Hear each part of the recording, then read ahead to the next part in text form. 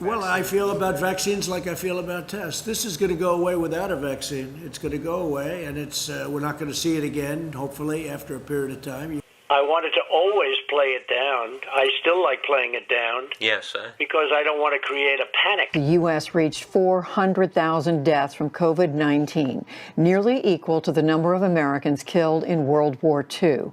Health experts warn we could hit 500,000 deaths sometime in February. It is clear that Donald Trump approached the coronavirus the same way he ran his businesses, with carelessness and epic failures. The ramifications will plague the United States for years to come, as symbolized by the emotions in this recent CNN live report. I apologize. I'm going to try to get through this. This is the 10th hospital that I have been in.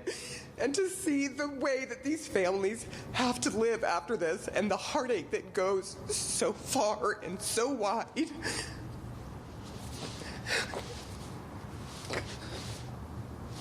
It's really hard to take. Indeed. Now, President Trump is on his way out of office. He's being replaced by someone more competent and less self-obsessed. But January the 20th is significant for a big reason other than being Inauguration Day. Hello, everybody. I'm David Shuster, and thanks for joining us. The U.S. Centers for Disease Control identified the first COVID-19 case in the United States on January the 20th, 2020. That's right, President Trump's term is coming to an end on the exact one-year anniversary that the virus, which would cost him re-election, first showed up in the United States. One can only hope that the next 366 days are very different in terms of leadership, proactiveness, and adherence to science. Instead of cases surging and getting worse, perhaps we will finally bend the curve as we were supposed to last spring. President Trump is not attending Joe Biden's inauguration, and maybe that is for the best. The United States doesn't need Donald Trump. What it needs is Mr. Trump's absence from our politics and our policies. Under President Trump, America is more divided than ever, even on something like COVID-19. If you're somebody who believes that you should be disciplined about wearing a mask, practice social distancing, and respect the community around you, you're a Democrat or a never-Trump Republican. If you're somebody who believes that masks are a sign of weakness, and that scientists are not to be believed, and that economic activity is more important than death, you're a dedicated Donald Trump fan.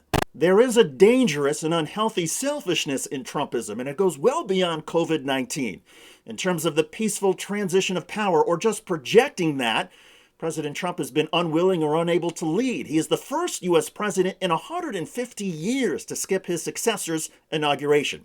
There is no graciousness, no commitment to the greater good, as we saw 4 years ago when President Obama and the First Lady welcomed Donald Trump and Melania to the White House.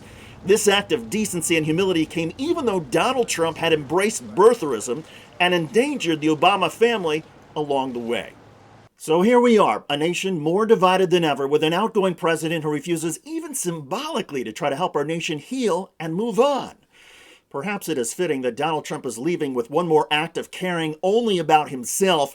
After all, hundreds of thousands of Americans are still grieving the loss of loved ones whose deaths might have been prevented.